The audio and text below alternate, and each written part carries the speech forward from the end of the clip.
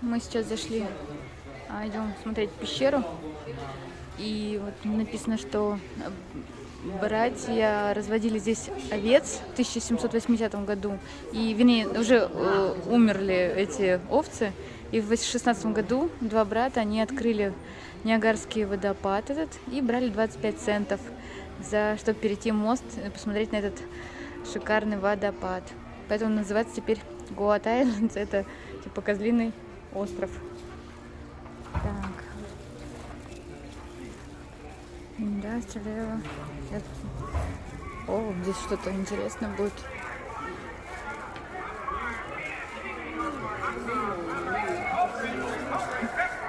Самое главное, зрители сидят уже. Вот козы. Козы. У нас приключения продолжаются, ребят. Вот козы стоят. Ага, и вон тележка такая красивенькая. It is 1869, and the beauty of Niagara Falls has been overwhelmed by crass commercialism and bleak industry. Вау. The lands surrounding Niagara Falls are largely controlled by private owners, and public access to the falls is limited. Step right up and come see Niagara Falls! The pristine natural landscape of Niagara is quickly disappearing, creating an atmosphere more carnival than inspirational.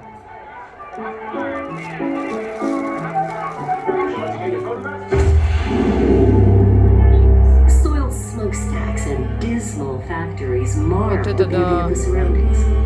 These industrial eyesores draw upon the water's immense energy to power their machines. Как интересная история, да? And spew their waste into the gorge. Into this world of carnival hucksters and dilapidated mills walks Frederick Law Olmsted, renowned landscape architect. Olmsted is horrified by what he sees and wonders how can something so beautiful be so desecrated.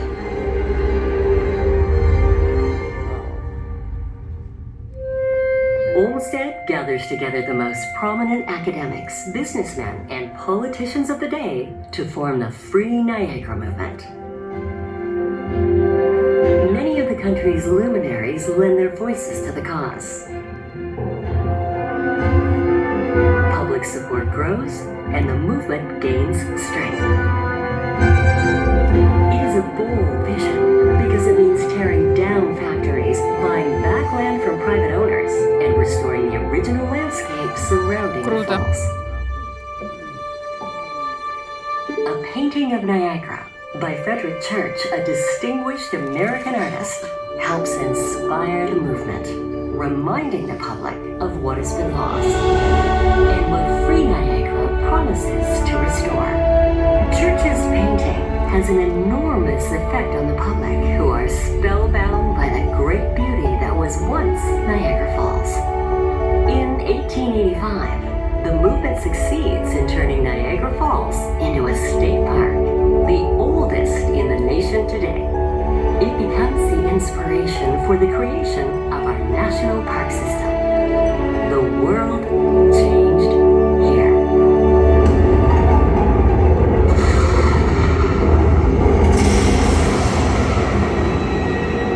During this period, the brilliant scientist Nikola Tesla, a recent immigrant to America, dreamed of generating energy by harnessing the power from the falls. Just think of it. If we could convert running water into electrical energy and transmit it long distances, we could reduce poverty in this way. And we have the perfect plan how to do it. Believing that alternating current was the way of the future, Tesla designs generators that can produce alternating current capable of being transmitted over long distances. But will it work? Armed with his invention, Tesla teams up with another proponent of AC power, industrialist George Westinghouse. A competition is held for the contract to build the new Adams power plant at Niagara Falls. Tesla and Westinghouse demonstrate the advantages of alternating current at the Chicago World's Fair in 1893. they win the commission.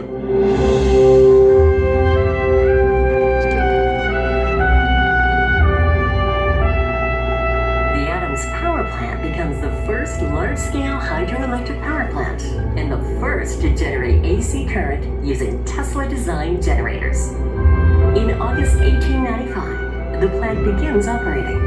A little more than a year later, electricity is sent from the Adams Power Plant to Buffalo, New York, nearly 20 miles away.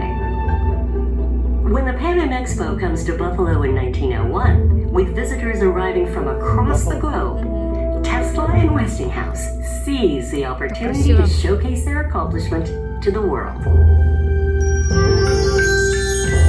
the amazement and wonder of all, the Adams Power Plant at Niagara Falls lights up the Pan Am Expo in Buffalo in a spectacular and dazzling display of lights unlike anything ever seen before. Niagara Falls is soon providing electricity across New York and beyond.